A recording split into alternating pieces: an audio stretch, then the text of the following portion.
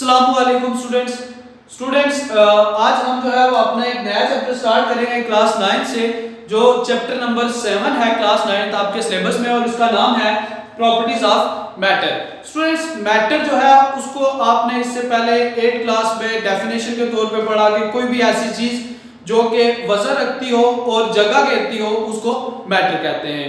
वो बेसिक था आपका, और उसमें आपने मैटर की जो है वो तीन डिफरेंट हालतें, तीन डिफरेंट स्टेट्स को स्टडी किया, और वो तीन स्टेट्स आपकी सॉलिड, लिक्विड एंड गैस थी कि सॉलिड, लिक्विड और गैस हालतों में जो है वो आपका मैटर मौजूद होता है। इस चैप्टर के अंदर जो आपका चैप्टर नंबर 7 है प्रॉपर्टीज ऑफ मैटर, इसमें हम लोग एक तो फोर्थ स्टेट ऑफ मैटर को जो है वो डिफाइन करेंगे कि fourth state of matter that is plasma. Plasma क्या चीज है हम उसको डिफाइन करेंगे, प्लस हम लोग जो है वो देखेंगे कि जो ये डिफरेंट हमारी स्टेट्स ऑफ मैटर हैं इनको एक दूसरे से किस तरह से डिफरेंशिएट किया जा सकता है, वो कौन सी प्रॉपर्टीज हैं जिनकी बेस पे हम इनको एक दूसरे से डिफरेंशिएट कर सकते हैं या अलग अलग कर सकते हैं। तो इस सारे पर्पस के लिए स्टूडेंट्स एक हम मॉडल या एक थ्योरी जो है वो यूज करते हैं मैटर की जो डिफरेंट प्रॉपर्टीज है उनको स्टडी करने के लिए, और उसे हम जो है वो kinetic molecular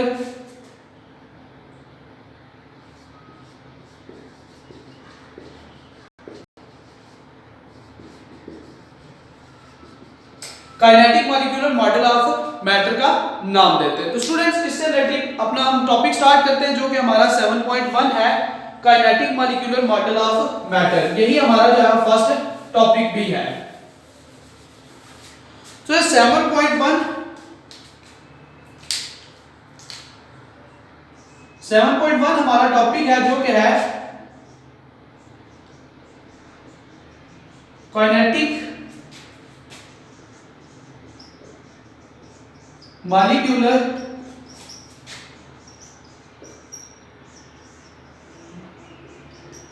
model. Kinetic molecular model जो है स्टूडेंट्स उसको हम स्टडी करेंगे, जिसमें कि हम जो है वो काइनेटिक मॉलिक्यूलर मॉडल स्टूडेंट्स जो है वो according to kinetic molecular theory, जो ये काइनेटिक मॉलिक्यूलर मॉडल है या थ्योरी है, इसके अकॉर्डिंग ये कहा जाता है कि मैटर इज कंपोज्ड ऑफ, हम पहले इसको डिफाइन करते हैं कि ये है क्या, थ्योरी जो है ये मॉडल है, ये बेसिकली है क्या। मींस ये आपकी जो है वो एक थ्योरी है या मॉडल है, तो ये है क्या। इसकी स्टेटमेंट ये है कि एवरी मैटर और मैटर इज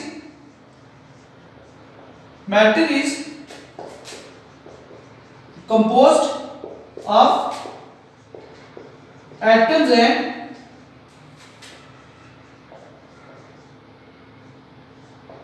मॉलिक्यूल्स। मैटर जो है स्टूडेंट्स वो एटम और मॉलिक्यूल्स और आपके जो आयंस होते हैं इनसे मिलके बना होता है, और जो there particles are in continuous random motion. Second point इसमें ये है कि जो ये मैटर के मॉलिक्यूल्स होते हैं या जो पार्टिकल्स होते हैं, particles are in random motion. तमाम जो पार्टिकल्स हैं ये क्या होते हैं, हर वक्त एक रैंडम मोशन में डिफरेंटली जो है मूव करते रहते हैं, एक दूसरे से टकराते हैं, कभी एक डायरेक्शन में मूव कर रहे हैं, कभी दूसरी डायरेक्शन में मूव कर रहे हैं। तो ये जो है वो कंटिन्यूअसली रैंडम मोशन के अंदर होते हैं, और इनके दरमियान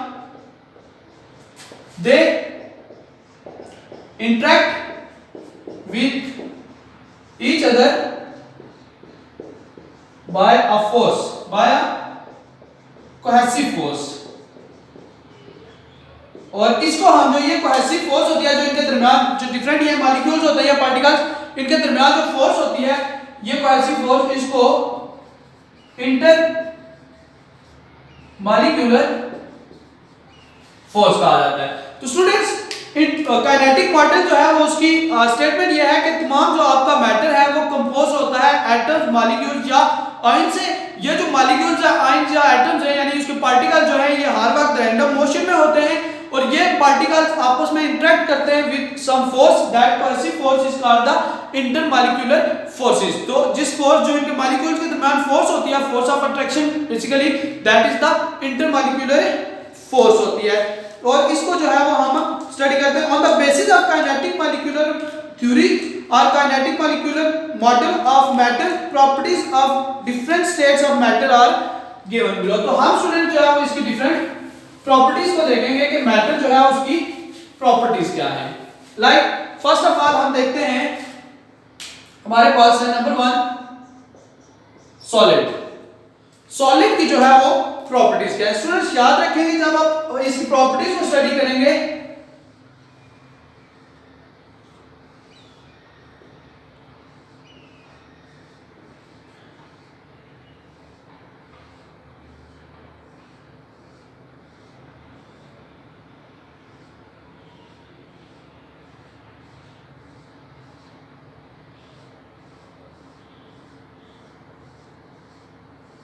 इस तरह की एक डायग्राम है स्टूडेंट सॉलिड के लिए। याद रखें इन प्रॉपर्टीज में जो हम चीजें स्टडी करेंगे उसमें नंबर 1 होगा हमारे पास कि उसके जो मॉलिक्यूल्स हैं उनका अरेंजमेंट कैसा है। नंबर 1 प्रॉपर्टी जो हमने स्टडी करनी है दैट विल बी कि जो सॉलिड्स हैं या लिक्विड है या गैस है या जो भी हमारी स्टेट ऑफ मैटर है, इसके जो मॉलिक्यूल्स लगे हुए हैं, इसके अंदर जो एलिमेंट्स पार्टिकल्स हैं, इनका अरेंजमेंट क्या है, कैसे एलिमेंट्स जो है वो होते हैं ये, ठीक है।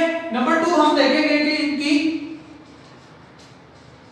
मोशन कैसी होती है, मूव ये किस तरह से करते हैं या मोशन इनकी जो है वो किस तरह से होती है। नंबर 2 हमने देखना है इसमें कि जो फोर्सेस हैं हमारी, यानी कि हमने इंटरमॉलिक्यूलर फोर्सेस कहा है, इंटरमॉलिक्यूलर फोर्सेस कैसी होती हैं किसी भी मटेरियल के अंदर या किसी भी जो हमारा मैटर उसके अंदर। और नंबर 3 आप इसमें देखेंगे इनका जो shape and volume. Students in 3 चीजों को जो है वो आपने मेनली इसमें डिस्कस कर रहे हैं कि वो किस तरह से इनके अंदर चेंज होती है। तो नंबर 1 हम देखते हैं सॉलिड को। स्टूडेंट्स सॉलिड्स जो होते हैं, सॉलिड्स के अंदर जो पार्टिकल्स होते हैं इनके यानी कि मॉलिक्यूल्स होते हैं वो एक रेगुलर पैटर्न के sath जो है वो अरेंज हुए होते हैं। नंबर 1 सॉलिड की पहली प्रॉपर्टी ये है कि particles are arranged in a regular pattern. ये जैसे मैंने यहाँ पे ड्रॉ भी किया सॉलिड के लिए, ये क्या है कि इसके तमाम जो मॉलिक्यूल्स होते हैं देखें एक साथ जो है रेगुलर पैटर्न में, पहले एक लाइन कैसी है, दूसरी लाइन, तीसरी लाइन, चौथी लाइन, तो रेगुलर पैटर्न के अंदर जो है वो एलिमेंट्स इसके क्या होते हैं, अरेंज हुए होते हैं। नंबर 2 स्टूडेंट्स अरेंजमेंट होगी। Number 2 motion. मोशन जो होती है particles move in a fixed position. Fixed position move के बजाय आप लिख सकते हैं vibrate, just vibrate in a fixed position. एक उनकी फिक्स्ड पोजीशन होती है, वहां पे जस्ट ये मॉलिक्यूल क्या करते हैं, यहां पे थोड़ा सा आगे और पीछे जो है क्या करते हैं, वाइब्रेट करते हैं and don't leave their position. तो इसके मॉलिक्यूल्स की मूवमेंट कैसी होती है कि पार्टिकल जो होते हैं इसके सिर्फ और सिर्फ क्या करते हैं, वाइब्रेट करते हैं और अपनी जगह को कभी भी नहीं छोड़ते हैं। जस्ट उनकी मूवमेंट इस तरह से है कि यहाँ पे अगर पार्टिकल है तो वो जस्ट इतना सा यहाँ से आगे पीछे जो है वो एक फिक्स पोजीशन के ऊपर क्या करेगा, वाइब्रेट करेगा। मोशन उनकी जो है वो उस तरह से अपनी जगह को छोड़ के मूवमेंट एक जगह से दूसरी जगह तक नहीं जाते हैं। नंबर 3 पॉइंट है स्टूडेंट्स के फोर्सेस जो होती हैं इनकी, तो स्ट्रॉन्ग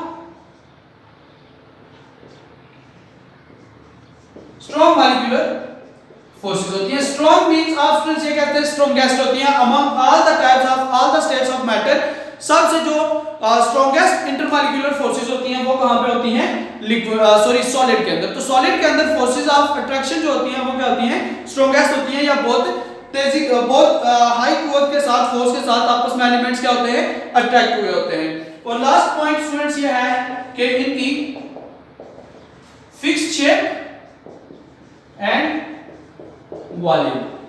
वॉल्यूम इनका और इनकी जो शेप होती है वो फिक्स होती है। एक पत्थर आप एक जगह पे रख देते हैं तो सालों पड़ा रहे, वो पत्थर जैसा है वैसे रहेगा, उतनी जगह घेरेगा, उतनी उसकी जो शेप है वो रहेगी, जब तक आप उसको काट के तोड़ के जो है उसकी डिफरेंट शेप्स नहीं बनाते हैं। तो इसका मतलब है कि ये इनकी जो है डिफरेंट प्रॉपर्टीज है। इसी के साथ स्टूडेंट्स हम आते हैं लिक्विड के लिए। नंबर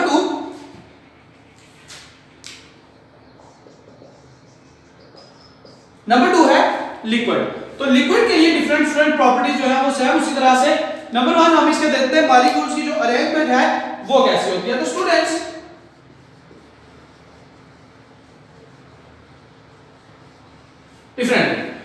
मॉलिक्यूल्स जो होते हैं स्टूडेंट्स, इसके अंदर मॉलिक्यूल्स आर अरेंज नहीं होते हैं, बल्कि बिल्कुल क्या होते हैं, इररेगुलर शेप में मॉलिक्यूल्स बिखरे होते हैं। Liquid molecules arrangement of molecules is not fixed. Number 1,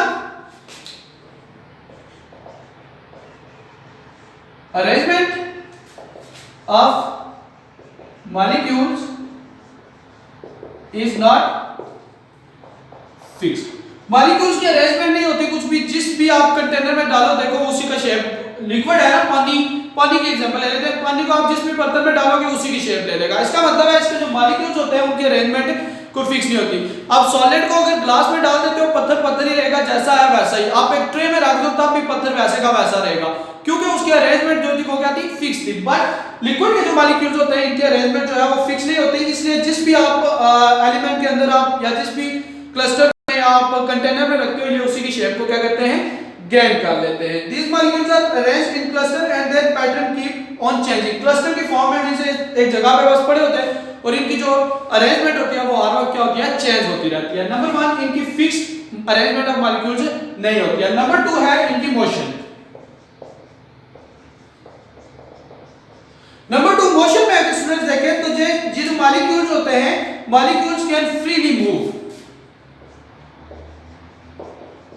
molecules can freely move. ये फ्रीली जो है वो मूव कर सकते हैं। कोई मॉलिक्यूल यहां पे जा रहा है, कोई यहां पे जा रहा है, डिफरेंटली जो है वो इनकी मॉलिक्यूल की मूवमेंट जो होती है वो क्या होती है, फ्री मूवमेंट होती है। मॉलिक्यूल्स फ्रीली मूव कर सकते हैं। वाइब्रेशन जो है वो सॉलिड में थी, बट इनमें क्या होती है, फ्रीली पार्टिकल्स क्या करते हैं, मूव करते हैं। नंबर 3 जो है स्टूडेंट्स इसमें था force. Have strong force of attraction or intermolecular forces but weak than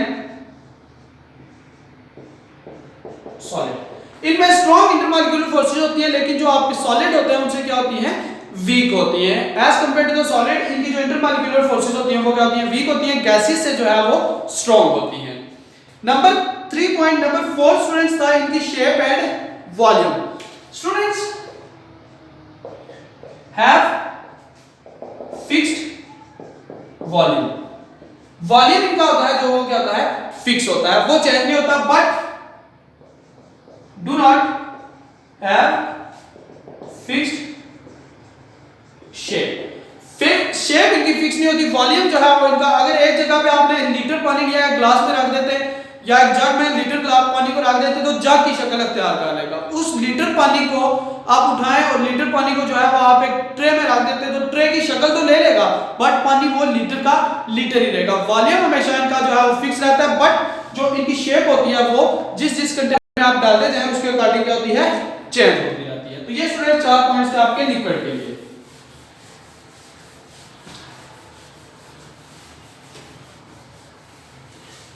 next है नंबर 3 गैस। गैस के मॉलिक्यूल जो होते हैं स्टूडेंट्स उनकी शेप या उनकी किस तरह से आपके पास अरेंजमेंट होता है, कुछ यूं होता है। Gas molecules just like this. Gas molecules के जो अरेंजमेंट होता है बिल्कुल जो है वो समझ लें कि मॉलिक्यूल्स क्या इन random motion, constant random motion के अंदर होते हैं। नंबर 1 जो इनकी अरेंजमेंट है, नो अरेंजमेंट। कोई क्लस्टर नहीं है, कोई सॉलिड की तरह की शेप नहीं है, कोई लिक्विड की तरह का क्लस्टर नहीं है, बस रैंडमली जो है वो एक जगह पे कहीं पे भी पड़े रहते हैं। तो इनका अरेंजमेंट कुछ भी नहीं होता, मॉलिक्यूल्स की कोई अरेंजमेंट नहीं होती है। नंबर 2 इसकी मोशन है, तो मोशन जो है वो कंटिन्यूअस रैंडम मोशन। हर वक्त क्या करते हैं, कंटिन्यूअसली रैंडमली, कोई यहां पे मूव कर रहा है, कोई इधर मूव कर रहा है, यहां मूव कर रहा है, तो किसी की भी मूवमेंट जो है वो कुछ भी हो सकती है। कंटिन्यूअस जो है वो इनकी रैंडम मोशन होती है और इनका कोई रेगुलर अरेंजमेंट तो हमने देखा है, नो अरेंजमेंट, कोई रेगुलर अरेंजमेंट नहीं होता और कंटिन्यूअस रैंडम मोशन होती है। नंबर 3 स्टूडेंट्स इनमें फोर्सेस देखते हैं। तो नंबर 3 है वीकेस्ट इंटर मॉलिक्यूलर फोर्सेस। सबसे कम इंटरमॉलिक्यूलर, क्योंकि ये पार्टिकल्स इनके एक दूसरे से बहुत दूर होते हैं इसलिए इनकी इंटरमॉलिक्यूलर फोर्सेज जो होती हैं वो बिल्कुल ना होने के बराबर होती है या बहुत कम होती है इंटरमॉलिक्यूलर फोर्सेज, वीकेस्ट होती हैं then all the type of matters जो है स्टेट ऑफ मैटर से। उसके बाद इनके जो बिटवीन डिस्टेंस होता है, एक इसमें स्टूडेंट्स एक्स्ट्रा पॉइंट है, बल्कि हम शेप एंड वॉल्यूम को लेके तो देन आगे चलते हैं। Have no fix shape and volume. इनकी ना तो फिक्स शेप होती है और ना ही जो है वो इनका फिक्स्ड वॉल्यूम होता है। किसी भी आप स्टेट में आपके पास सिलेंडर वगैरह गैस का खोल दे तो गैस पूरे के पूरे उस एरिया में फैल जाएगी, वो गैस कहीं पे दूसरी गैस के साथ मिक्स हो जाएगी या व्हाटएवर, तो ना तो उसका कोई वॉल्यूम होता है और ना ही उसकी जो है कोई शेप होती है। नंबर 5 स्टूडेंट्स, इसमें जो एक्स्ट्रा पॉइंट है वो ये है कि the time of collision of small is small compared to time between collision. Time of collision is very small as compared to time for collision for again collision, ठीक है।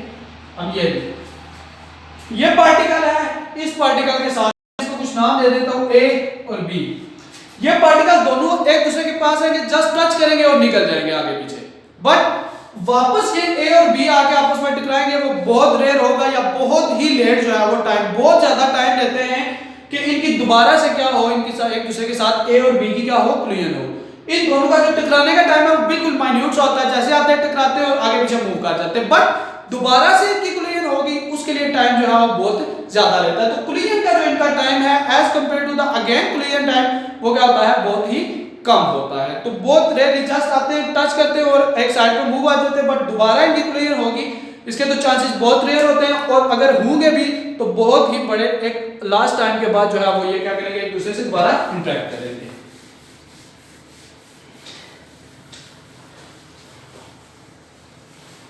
Students, हमने जैसे मैंने पहले बताया था कि हम लोग जो है वो एक नई स्टेट को यहाँ पे डिफाइन आउट करेंगे जो कि है हमारे पास प्लाज्मा। स्टूडेंट, प्लाज्मा की उस तरह से हम प्रॉपर्टीज को डिस्कस नहीं करेंगे, प्लाज्मा को डिफाइन करेंगे, देन हम ये बताएंगे कि प्लाज्मा बेसिकली होता कहां पे है और प्लाज्मा है क्या चीज। स्टूडेंट, जनरली जब आप स्टडी करते हैं या हम अगर स्टार्ट करें तो सबसे पहले जो आपका मैटर होता है वो in the form of solid होता है। आप इसको टेंपरेचर देते हैं, थोड़ा सा टेंपरेचर मिलता है, यही जो सॉलिड है एक इसमें चेंज हो जाता है लिक्विड में। मजीद आप टेंपरेचर दें, ये सॉलिड जो है वो किसमें चला जाएगा, गैस में, और गैस से आप मजीद इसका टेंपरेचर अगर इंक्रीज करें तो ये जो टेंपरेचर आपका सॉलिड होगा वो किसमें कन्वर्ट हो जाएगा, प्लाज्मा में। ये होता किससे है, हीट से। तो students, plasma it consist of, plasma जो होता है बेसिकली इसको हम डिफाइन अब करते हैं, आयनिक स्टेट ऑफ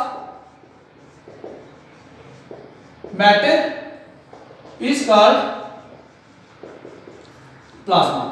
प्लाज्मा जो होता है बेसिकली क्या होता है, आयनिक स्टेट, आयन की फॉर्म में सॉलिड का गर्म किया, लिक्विड बना, लिक्विड को गर्म किया, गैस, गैस को मजीद गर्म किया, उसकी आयोनाइजेशन हो जाती है, आयन बन जाते हैं उसके अंदर, पॉजिटिव भी और नेगेटिव भी। तो वो जो आयनिक स्टेट होती है that is called the plasma. ये जो प्लाज्मा होता है ये consist of electron and ions. Ions जो है हम पॉजिटिव के लिए लेते हैं, इलेक्ट्रॉन जो है वो नेगेटिवली चार्ज पार्टिकल को कहा जाता है। When gases are heated, the kinetic energy of molecules becomes so high that electron get free from the nuclear attraction, producing electron and positron or positive ions moving randomly in high speeds। तो क्या होता है student, जब ये gas है, gas को बहुत ज्यादा आप हीट देते हैं तो जो इसके इलेक्ट्रॉन होते हैं मींस ऐसे आउटर मोस्ट में वो इलेक्ट्रॉन यहाँ से रिलीज हो जाता है, तो उस क्लस्टर के अंदर जो है इलेक्ट्रॉन यहाँ पे घूमने शुरू करते हैं, जहां से इलेक्ट्रॉन निकलता है वहां पे एक पॉजिटिव होल छोड़ जाता है। तो यहाँ पे इलेक्ट्रॉन और होल आ जाते हैं जो कि नेगेटिव पॉजिटिव जो है आपके पास इलेक्ट्रॉन और होल जनरेट होते हैं, वो रैंडमली जो है वो बहुत तेजी के साथ इस पूरे सिस्टम के अंदर जो है मूव करने लग जाते हैं। ये जो स्टेट ऑफ मैटर होती है उसको हम क्या कहते हैं, प्लाज्मा, जिसमें के इलेक्ट्रॉन्स और आयंस होते हैं, और होते किस वजह से हैं, हाई एनर्जी की वजह से। ठीक है, हाई एनर्जी जो है या हाई टेंपरेचर इसको चाहिए होता है। ये जो होता है plasma, plasma form in stars, star जो ये सन वगैरह है या डिफरेंट स्टार्स एक गैलेक्सीज है, प्लाज्मा जो है वहां पे पाया जाता है क्योंकि वहां पे टेंपरेचर जो है वो बहुत ज्यादा होता है। Plasma is state of matter that exists mutually in stars and comes cosmic because of their high temperature. Nowadays plasma state can be achieved at room temperature. आजकल जो है वो रूम टेम्परेचर पे भी प्लाज्मा को जो है वो अचीव किया जा सकता है या उसके लिए कोशिश की जा रही है टेम्परेचर को इंक्रीज करने से। बट जो बेसिकली टेम्परेचर जो नेचुरली अकरिंग होता है प्लाज्मा बेसिकली कहां पे होता है, कॉस्मिक जो हमारे कॉस्मस और स्टार्स वगैरह में। ये स्टूडेंट्स आपका 7.1 टॉपिक था जो कि इंटरमॉलिक्यूलर फोर्सेस, और इस इंटरमॉलिक्यूलर फोर्सेस और जो हमारा काइनेटिक मॉलिक्यूलर मॉडल था इसकी बेस के ऊपर हमने जो है क्या-क्या डिफरेंट स्टेट ऑफ मैटर्स को डिफाइन किया और उनकी प्रॉपर्टीज को जो है हमने स्टडी किया। इसी के साथ स्टूडेंट्स आपका टॉपिक जो है 7.2 है, दैट इज डेंसिटी। 7.2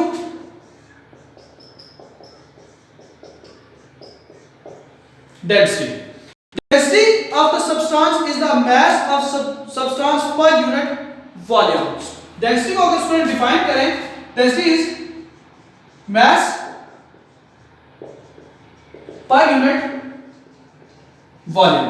स्टूडेंट्स एक यूनिट वॉल्यूम है किसी भी एक आपका जो हम देखते हैं जैसे लाइक दिस एक हमारा क्यूब होता है, यानी एक यूनिट होता है किसी भी एक क्लस्टर का या आपके किसी एक जो सॉलिड है उसका, किसी एक यूनिट के अंदर मींस आपका 1 मीटर क्यूब।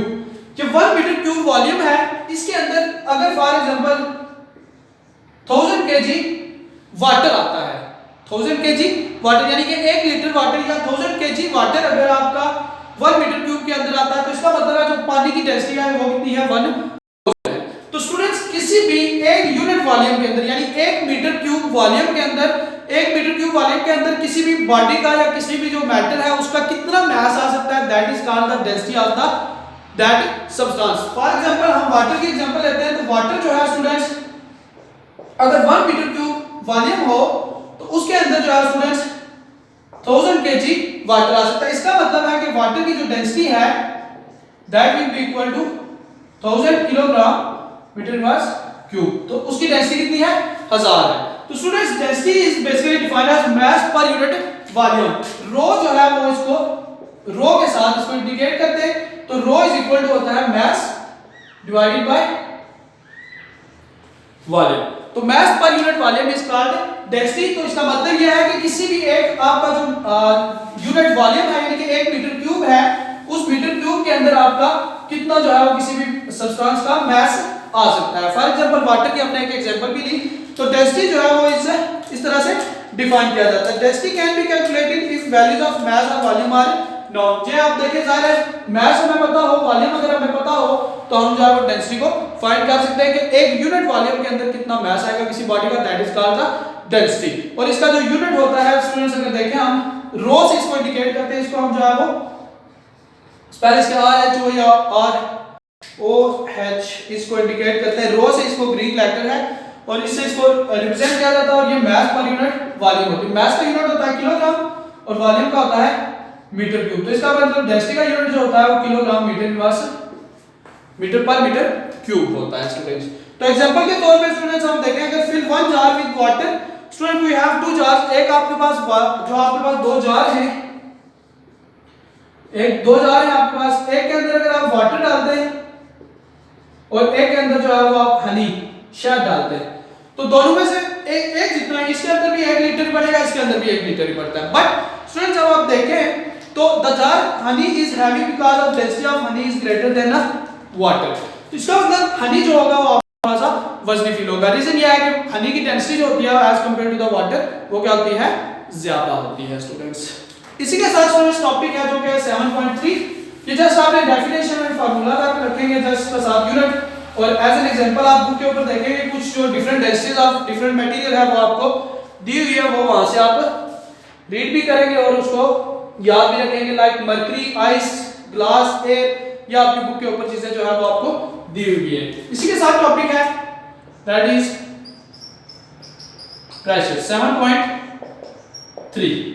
7.3 टॉपिक है pressure. Pressure students defined as force पर यूनिट एरिया।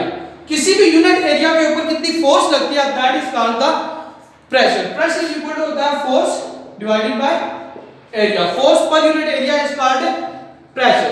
तो force divided by area is called, यहां से अगर देखें तो फोर्स का यूनिट स्टूडेंट्स क्या होता है, P इक्वल टू फोर्स का यूनिट होता है न्यूटन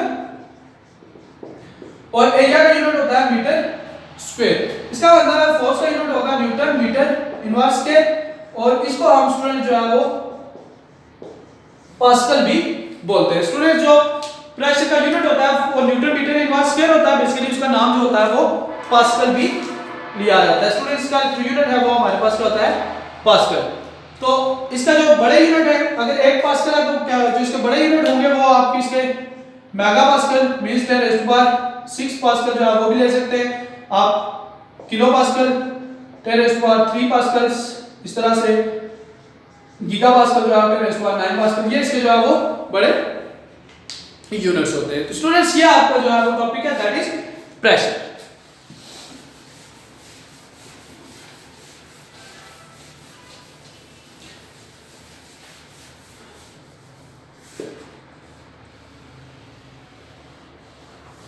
तो स्टूडेंट्स आज के इस लेक्चर में हम लोगों ने जो है वो चैप्टर नंबर 7 को स्टार्ट किया, जिसमें फर्स्ट ऑफ ऑल हमने इंटरमॉलिक्यूलर जो आपका जो मॉलिक्यूलर मॉडल था, काइनेटिक मॉलिक्यूलर मॉडल, उसकी बेस के ऊपर उसको पहले डिफाइन किया, देन उसकी बेस के ऊपर डिफरेंट स्टेट ऑफ मैटर को जो है हमने उनकी प्रॉपर्टीज को डिफरेंशिएट किया, देन हमने जो है वो डेंसिटी की डेफिनेशन की, उसका फार्मूला ऐसा यूनिट, इसी तरह से प्रेशर की डेफिनेशन और जो इसका ऐसा यूनिट और जो आपके पास है उसके फार्मूला से उसको स्टडी किया। होप सो कि ये लेक्चर आपको क्लियर होगा। अगर इससे रिलेटेड आपके पास कोई क्वेश्चन हो तो आप कमेंट सेक्शन में जरूर पूछेगा।